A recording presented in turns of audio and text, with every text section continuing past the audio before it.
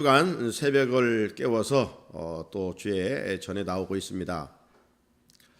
평상시 새벽을 깨우지 않는 우리 성도들 실상 새벽을 깨워 기도한다는 것 쉽지 않습니다. 하지만 여러분 힘들더라도 우리는 나 위에 고난당하신 주님의 십자가를 생각하면서 깨우고 있습니다. 사람이 편안한 것만 추구하면 퇴보합니다. 전진할 수가 없죠. 편안한 것만 추구하면 성장하거나 성숙할 수가 없습니다. 힘들고 어렵지만 하다 보면 진일보가 있고 성장이 있고 성숙이 있게 되는 것이죠. 우리는 예수의 좋은 병사들로 부름을 받았습니다. 좋은 병사들은 훈련으로만 가능하지요. 그래야 영적 전쟁에서 마귀와 싸워서 승리할 수가 있습니다. 교활한 마귀는 우리의 연약함을 알고 호시탐탐 누리고 있습니다. 따라서 우리가 영적으로 전신갑주를 잊지 않고 훈련하지 않으면 승리할 수도 없고 패할 수밖에 없지요. 오늘도 힘든 새벽을 깨운 것은 남다른 주님의 은혜인 줄로 믿습니다. 지난날 은혜 받고 훈련 받았던 것으로 우리가 만족해서는 안 됩니다. 황금보다 더 중요한 것이 지금이라고 하잖아요. 보라 지금이 구원받을 만한 때요라고 말씀합니다. 보라 지금이 은혜 받을 만한 때라고 말씀합니다. 지금이 중요한 거예요. 별 볼 일 없는 사람이 지난날 타령하고 있는 것이죠. 환경 탓하고 있는 겁니다. 지금 훈련 잘 받고 은혜를 많이 받아서 역전승의 주인공이 되고 하나님 앞에 더 존귀하게 쓰임받을 수 있어야 하겠지요. 우리가 늘 주제 찬송하는 것처럼 내 힘으로 승리하는 것이 아니라 주의 보혈의 능력으로 우리는 승리하게 되기 때문입니다. 자, 이어지는 오늘 말씀의 제목은 살인자가 구원받은 자로입니다. 살인자가 구원받은 자로. 주인공은 예수님의 십자가 곁에 죽어가고 있던 한 강도입니다. 자, 먼저 예수님과 강도들이 매달린 이 십자가 형틀에 대해서 한번 생각해 봅시다. 2000년 전 내일이면 성금요일로서 예수님이 십자가에 달리시게 되는데 그 십자가형 우리가 사순절 때마다 다시금 한번 생각해 볼 수 있는 주제이지요. 이 십자가 형틀은 고대 페르시아, 애굽, 아수르에서 죄수들을 고문하고 처형하기 위해 나무로 만든 것입니다. 그래서 이 페르시아에서 로마에 전해졌고 노예나 죄수를 사형할 때 죄수들을 사형에 처할 때 사용했던 도구입니다.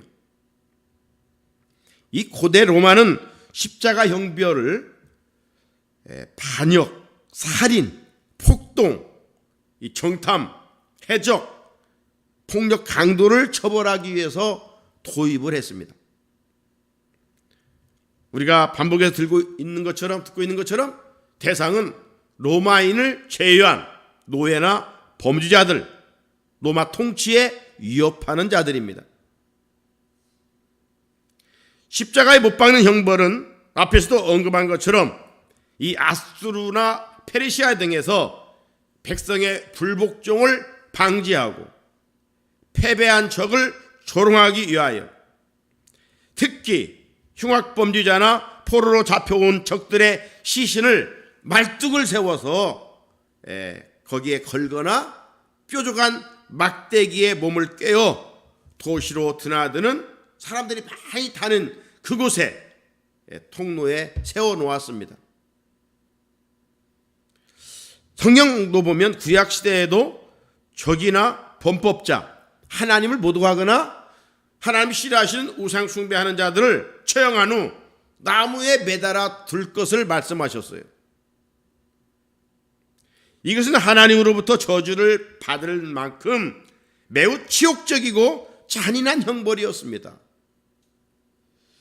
그래서 신명기 21장 23절을 보면 그 시체를 나무 위에 밤새도록 두지 말고 그날에 장사하여 내 하나님 여호와께서 네게 기업으로 주시는 땅을 더럽히지 말라. 나무에 달린 자는 하나님께 저주를 받았음이니라. 성경에도 구약시대 때 나무에 달린 자들은 저주를 받은 것으로 기록이 되어 있어요. 그래서 예수님께서 우리 때문에 저주를 받으신 거예요. 그리고 십자가에 못 박는 형벌은 대부분 공공장소에서 행해져 경고용으로 사용된 것입니다. 로마에 전복을 하려고 하는 사람들은 이렇게 되는 거야. 잔인한 형벌로 경고를 하고 있는 거죠. 무지하게 그냥 무조건 따르도록 이 박스 로마의 그런 강력한 힘을 가지고 백성들을 다 다스렸던 것이죠. 십자가형을 받는 사람은 이제 어떻게 하는가? 그 과정을 보면 자기가 형을 받을 십자가를 지고 가게 됩니다.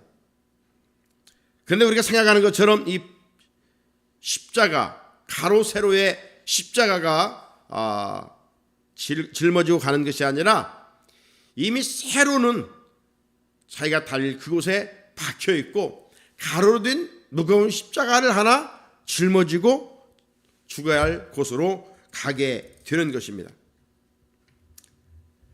그리고 그 과정을 보게 되면 십자가에 달려 죽기 전에 먼저 그 과정, 프라이도리온에서부터 이 안토니아 요셉길을 통해서 예수님이 그 십자가 행로들을 말씀드린 것처럼 로마 군인들이 그냥 납덩이나 동물 뼈가 달린 채찍으로 사정없이 매질을 하게 됩니다. 그러면 처형장으로 가서 옷을 벗기고 지옥안 가로막대기에 손이나 손목에 밧줄로 묶거나 좀 그래도 그 중범죄 중에 범죄가 좀 약하다면 그냥 묶고 정말 강력한 죄인이라 했을 때는 못을 박습니다. 여기 손목에 못이 아니라 이 손목에 못을 박는 거예요. 대못을 박는 거예요. 그런 후 땅에 이미 고정되어 세워져 있는 이 세로 말뚝에 팔을 거기에 또 붙여서 묶거나 못을 박게 되는 것이죠. 그리고 죄목이나 이름을 적은 명패를 목 근처나 십자가 위쪽에 붙이는 것입니다. 빌라도는 예수님의 십자가 위에 유대인의 왕이라 새나라 언어로 누구나 볼 수 있도록 자기가 할 일을 했다라고 기록해 놓은 것을 성경은 말씀하고 있지요. 십자가에 달린 사람은 매질과 못질, 그리고 감당하기 힘들게 밑으로 처지는 몸무게, 또 햇빛에 노출되는 것 등으로 인해 출혈, 질식, 감당하기 힘들게 어려움들이 찾아오는데 출혈, 탈진, 질식, 심장 이상, 고열, 경련, 갈증, 허기 따위로 서서히 죽어가는데 며칠씩 걸리는 경우도 있습니다. 때로는 죽음을 재촉하기 위해서 곤봉으로 다리뼈를 부러뜨리기도 합니다. 반대로 엉덩이 근처에 받침대를 박아서 그 사람의 몸무게를 실려 고통을 연장시키기도 한다는 것이죠. 그리고 사망 후에는 며칠 동안 썩게, 그 낮에 얼마나 더운 기운입니까? 그 시신이 금방 부패하게 됐죠. 그래서 썩게 방치하여서 새들이 그 시신을 쪼아먹게 만드는 겁니다. 역사적으로 십자가형은 사람이 가할 수 있는 형벌 가운데 가장 치욕적이고 고통스러운 형벌이었습니다. 십자가의 모형은 일자 말뚝이었다가 점차 십자가 형태로 변모되었다는 것이죠. 예수님께서 십자가 처형을 받았다는 것은 정치범이었다는 겁니다. 로마를 전복하려고 했다는 것이죠. 가이사에게 대항했다는 거예요. 그래서 최고의 형벌을 받는 거예요. 특별히 로마인은 그 유대인들의 저항, 반란이 잦은 것을 알았어요. 그랬기 때문에 한시도 그들에 대해서 고삐를 늦출 수가 없어요. 로마가 다스리고 있는 다른 나라는 좀 순종형이었는데 이 이스라엘은 그렇지를 않았어요. 네. 독립하려고 하는 혁명들이 곳곳에서 있었던 것을 알 수가 있어요. 그 중에서 특히 갈릴리는 무력봉기로 로마를 물리치려고 했던 이 시몬과 같은 열심당원들이 있었어요. 열심당원들은 어떻게 다녔습니까? 우리도 일제시대에 정말 독립투사들은 칼을 품고 다니던 것. 왜냐하면 일제 원흉들을 죽이기 위해서. 애국의 그런 마음을 가지고 살았죠. 갈릴리에 이 열심당원들도 마찬가지예요. 항상 이 다리에 칼을 품고 다녔어요. 그래서 로마의 앞잡인 이 세리들 그리고 이 로마인들을 향해서 무력을 사용했던 것이죠. 나라의 독립을 위해서. 그러니까 이 갈릴리 사람들은 특히 주목의 대상인 거예요. 자, 밀란이 잦은 그런 상황이니까 유독 관심을 많이 가지고 있는데 예수님이 어디 출신입니까? 갈릴리입니다. 예수님이 갈릴리 나사렛 출신이고 그의 사역의 중심지가 갈릴리 아닙니까? 그리고 예수님이 다니시면 막 인산인해요. 많은 사람들이 예수님을 따라다니고 정말 대중적인 집회를 하게 됐지 않습니까? 그리고 분명히 가이사 황제가 있는데 지난 마지막 일정 속에 예수님이 아무튼 나귀를 타시고 막 입성을 하는 거예요. 자, 로마인들은 지금 그것을 주목하고 있는 것이죠. 야, 저놈이 예루살렘에 올라가면 분명 이런 무리들과 함께 어떤 쿠데타를 일으켜서 이제 가이사를 대항할 것이다. 이렇게 생각했던 거예요. 그러니까 이 무리들을 막 선동해가지고 어떤 소요를 일으킬 것으로 생각했던 것입니다. 그래서 예수님을 십자가에 처형했다고 보는 것이 바로 역사적인 순리이죠. 그러나 이 당시 복음서 저자들은 유대인들의 적대감으로 로마인은 단지 유대인의 등살에 할 수 없이 예수님을 처형했다라고 기록하고 있습니다.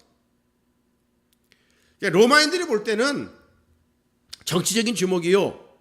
또 유대인의 입장에서 또 들여다보면 이제 신성 모독죄로 해가지고 그것 가지고는 안 되니까 이 정치적인 것과 결탁을 해서 예수님을 가장 잔인한 십자가형에 넘겨주게 되는 것입니다.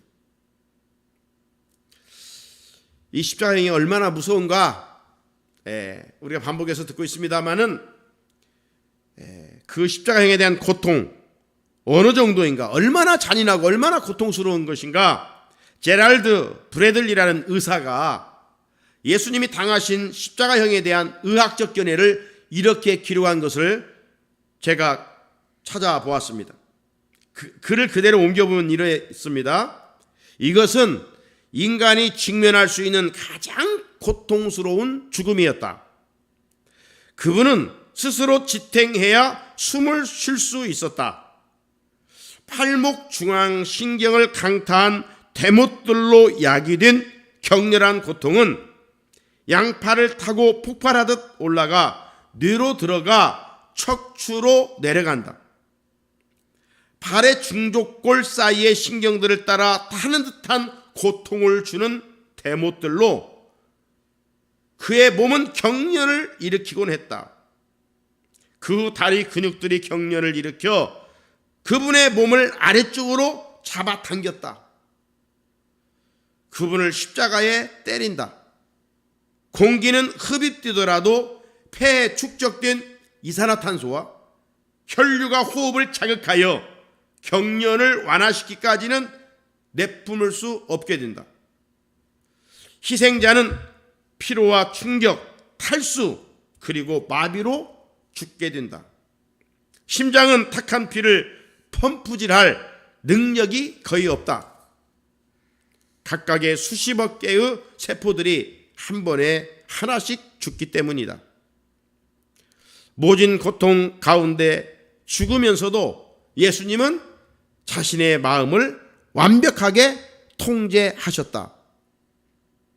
주님은 하늘에 계신 아버지께 저들을 용서해 주옵소서, 그들은 자기들이 하는 것을 알지 못하나이다 말씀드렸다. 이렇게 하나님의 어린 양은 당신을 위해 희생되셨다. 마침내 피는 응고되고 혈청과 응고된 혈구는 분리되었다. 사랑하는 성도 여러분, 십자가형이 얼마나 무서운 형인가를 알 수 있겠습니까? 로마 시민권자는 그래서 십자가형을 받지 않았어요. 이방인들만 십자가형에 처했어요. 이만큼 십자가형은 잔인했다는 것이죠. 그렇다면 하나님께서 당신의 아들을 예수를 세상에 보내 십자가형을 받게 하셨다는 것은 무엇을 의미할까요? 하나님께서 주인인 나를 끔찍히도 사랑했다는 증거입니다. 로마서 5장 8절에 우리가 아직 주인 되었을 때에 그리스도께서 우리를 위하여 죽으심으로 하나님께서 우리에 대한 자기의 사랑을 확증하셨느니라. 우리가 어렸을 때, 어느 자리에 있었을 때, 주인의 자리에 있었을 때, 사랑받을 수 없는 그 자리에 있었을 때 당신의 아들을 보내 우리를 향한 당신의 사랑을 확증해 주셨다는 거예요. 어디를 통해서? 그 잔인한 십자가를 통해서. 우리는 사순절 절정 고난 주간에 우리를 향한 이 하나님의 사랑, 우리가 유치원적인 그 수준의 사랑이 아니라 에베소 교회에 보내는 편지처럼 하나님의 사랑의 깊이와 길이와 높이와 넓이가 어떠한 것인가를 깨달아갈 수 있어야 한다 이 말이죠. 깨닫는 만큼 주를 위하여 헌신하고 충성할 수 있습니다. 깨닫지 못하면 종교인이에요. 자, 우리의 시선을 2000년 전으로 돌아와 봅니다. 골고다 해구라는 그곳에 세 개의 십자가가 세워지게 됩니다. 그 세 개의 십자가 중앙에 나사렛 예수 그리스도의 십자가가 세워져 있고 좌우편에 강도들이 달려 고난을 당하고 있습니다. 그들은 행악자들이라고 성경은 말씀하고 있어요. 필라도 총독이 예수님을 신문하면서 살펴보았듯이 그에게 죄가 없었어요. 그러나 주님이 골고다에서 그런 고통을 당하고 계시는 것은 대속의 십자가였죠. 앞에 언급한 것처럼 십자가형은 가장 큰 죄를 범한 자들이 받는다고 했습니다. 그렇다면 좌우편에 있는 사람들은 우리가 알 수는 없지만, 그들의 죄목이 무엇인지는 알 수 없지만 정말 중죄인인 것은 분명하죠. 그렇기 때문에 십자가형을 지금 받고 있는 것 아니겠어요? 이들은 자기의 죄값으로 십자가형을 받고 있습니다. 자, 그런데도 성경을 보면 이 좌우편의 강도들이라고 행악자들은 예수님을 향해서 욕을 하고 비방을 하고 십자가형을 받고 있어요. 마가복음 15장 32절에 보니까 이들의 말을 보십시오. 이스라엘의 왕 그리스도가 지금 십자가에서 내려와 우리가 보고 믿게 할지어다 하며 함께 십자가에 못 박힌 자들도 예수를 욕하더라. 그 주변에 많은 사람들이 네가 그리스도야? 그러면 한번 능력을 행해서 내려와 봐. 무리들이 막 조롱합니다. 뿐만 아니라 양쪽에 매달린 강도들도 예수님을 욕했다고 그랬습니다. 정말 저들은 주제 파악도 못한 채 의인이신 예수님을 향해서 욕을 했어요. 왜 욕을 했을까요? 저들이 예수님에 대해서 들은 것이 있기 때문입니다. 뭘 들었을까요? 예수님은 공생의 사역에서 병든 자들을 고쳤습니다. 귀신 들린 자도 고쳤습니다. 죽은 자도 살려줬다는 것을 들었습니다. 그리고 그분은 온갖 기적과 이적과 표적을 행하신 분이라는 것을 들어서 알고 있어요. 그렇다면 지금이 그 능력을 행할 때 아니냐? 그런 메시아의 능력을 행해서 너도 살고 우리도 한번 살려보라, 이겁니다.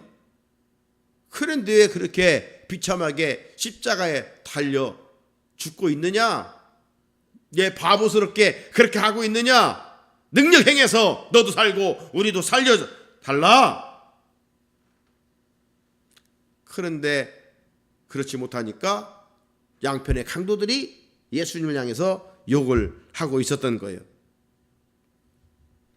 자, 두 행악자가 예수님을 향해서 그렇게 비방하고 욕을 하다가 어느 시점인지는 모르지만 한편 강도는 입을 다물고 있습니다. 그리고 한편 강도만 계속 예수님을 비방하고 욕을 했어요. 오늘 본문 39절입니다. 달린 행악자 중 하나는 비방하여 이르되 네가 그리스도가 아니냐? 너와 우리를 구원하라. 자, 그렇다면 한편 강도는 왜 예수님께 욕을 하지 않고 침묵하였을까? 왜? 처음에는 같이 욕하다가 어느 시점에서 입을 다물고 침묵하고 있을까? 말씀을 묵상해 볼 때 예수님을 가까이에서 본 결과라고 생각을 하게 됩니다. 예수님은 십자가에서 고난을 받으시면서 7마디를 남기시잖아요. 어제 구레네 시몬도 억지로 예수님의 십자가를 치우고 갔지만 그가 정말 저분이 메시아인 것을 깨닫게 된 것이죠. 가까이에서 보면서 처음에는 내가 왜 이렇게 재수 없느냐? 왜 하필 나야? 라고 하면서 예수님을 뒤를 따라갔지만 따라가고 마지막 십자가에 달리신 예수님 속에서 저분이야말로 죄가 없으신 분이시구나. 그래서 회개한 것 아니겠어요? 오늘 한편 강도도 마찬가지입니다. 가까이에서 예수님이 하시는 그런 모습을 본 것이죠. 예수님께서 마지막 가상칠언 십자가에 달리셔서 7마디를 남기셨지요. 그 첫 번째 말씀이 무엇이었습니까? 저들의 죄를 사하여 주옵소서. 용서의 기도였습니다. 예수님은 당신을 십자가에 못 박는 로마 군인들을 용서했습니다. 무지한 백성들이 조롱하면서 욕하면서 침뱉을 때 저들의 죄를 주님이 용서하셨습니다. 용서할 수 없는 그 일을 용서하시는 그 모습을 오늘 한편 강도는 보고 있었던 것이죠. 자기들 또한 예수님을 향해서 욕하는데 예수님은 침묵하고 정죄하지 않으셨어요. 그러면서 아마 한편 강도도 정말 이분은 죄가 없으신 분이시구나 느꼈을 것 같아요. 그리고 옆에 계속 욕하던 행악자를 이제 꾸짖습니다. 40절로 41절에 보니까 하나는 그 사람을 꾸짖어 이르되 네가 동일한 정죄를 받고서도 하나님을 두려워하지 아니하느냐? 우리는 우리가 행한 일에 상당한 보응을 받는 것이니 이에 당연하거니와 이 사람이 행한 것은 옳지 않은 것이 없느니라. 이 놀라운 고백이에요. 야 이놈아, 우리는 죽을 죄를 져서 이렇게 십자가에 달려 고난 받는 것 지극히 정상이지만 저분은 죄가 없으신 분이다. 이제 더 이상 욕하지 말아라. 막 그러면서 꾸짖는 거예요. 이 행악자는 자신의 죄를 인정했습니다. 자신은 죄값으로 마땅히 십자가를 받고 있지만 예수님은 죄가 없는 것을 깨달았습니다. 깨달은 것뿐만 아니라 예수님이 구원자임을 믿었어요. 그 믿음의 고백은 이렇게 이어졌습니다. 42절 이르되 예수여 당신의 나라에 임하실 때에 나를 기억하소서. 한편 강도가 이렇게 요구했을 때 여러분, 예수님께서 그에게 너 참 뻔뻔하다, 그렇게 행악하고 어찌 천국 가려고 하느냐, 이렇게 예수님이 나를 기억해 달라고 하는 그 강도에게 꾸짖었다면, 책망했다면 아마 우리들 중에 천국 갈 사람은 그렇게 많지 않을 것입니다. 믿어도 잠깐 믿어서는 천국 갈 수가 없을 것입니다. 그런데 예수님은 한편 행악자에게 뭐라고 말씀하셨습니까? 43절 예수께서 이르시되 내가 진실로 내게 이르노니 오늘 네가 나와 함께 낙원에 있으리라. 할렐루야. 오늘 함께 네가 낙원에 있으리라. 구원을 약속하셨어요. 그 순간 그는 살인자에서 구원받은 자가 되었습니다. 사랑하는 성도 여러분, 기독교의 구원관과 이방의 종교 구원관의 차이점은 바로 이것입니다. 이방 종교의 구원은 뭡니까? 뭔가 오래 믿어야 되고, 뭔가 노력을 해야 되고, 뭔가 공로를 쌓아야 되고, 뭔가 업적이 있어야 되고, 어떤 행위가 있어야 됩니다. 하지만 우리 기독교의 구원관은 그렇지 않지요. 죽기 직전일지라도 진실로 하나님 앞에서 내가 죄인임을 이 한편 강도처럼 인정하고 회개하면, 그리고 예수님을 구주로 영접하면 구원을 받습니다. 평생 믿은 사람이 볼 때는 불공평하게 보일 수도 있지요.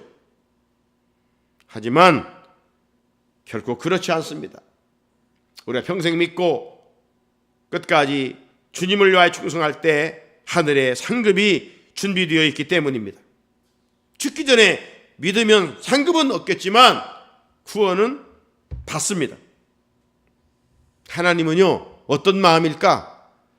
한 생명도 멸망받기를 원치를 않으시고 다 구원받기를 원하셔요. 그렇기 때문에 바른 믿음을 소유한 자는 하나님이 하시는 일을 불공평하다 생각하지 않습니다.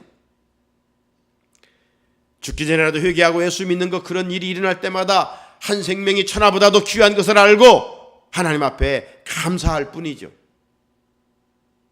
예수님께서 왜 십자가형을 받으셨습니까? 죄인을 구원하기 위함입니다. 저와 여러분들만 구원하기 위함이 아니라 온 인류를 구원하기 위함 아니겠습니까? 그렇다면 우리는 복음의 빚진 자의 마음을 갖고 살아야 됩니다. 바울과 같은 마음으로 한 영혼의 가치를 알고 죄인을 구원하는 열심을 가질 수 있어야 합니다. 여러분은 누구 때문에 예수를 믿었습니까? 분명 그렇다면 우리는 복음의 빚진 자 아닙니까? 하나님은 죄인인 나를 살리기 위하여 당신의 아들에게 내 죄를 전가하였습니다. 옮기셨습니다. 그리고 주님은 우리 죄를 짊어지시고 십자가에서 죽으셨습니다. 이것을 신학적으로 대속이라고 합니다. 대속.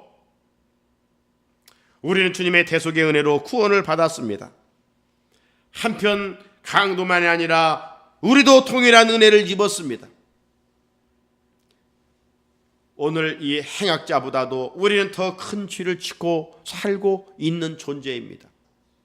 마음으로, 생각으로, 행동으로 우리가 입으로, 지체로 얼마나 많은 죄를 짓고 살고 있습니까? 그런데 주님의 십자가의 보혈로 구원받았습니다. 많이 있어도 감사할 뿐입니다. 구원받은 자로서 항상 감사하며 구원의 기쁜 소식을 전하는 저와 여러분이 되기를 주님의 이름으로 축복합니다. 같이 주신 말씀 붙들고 정말 행악자 중에 행악자인 나를 주께서 내 죗값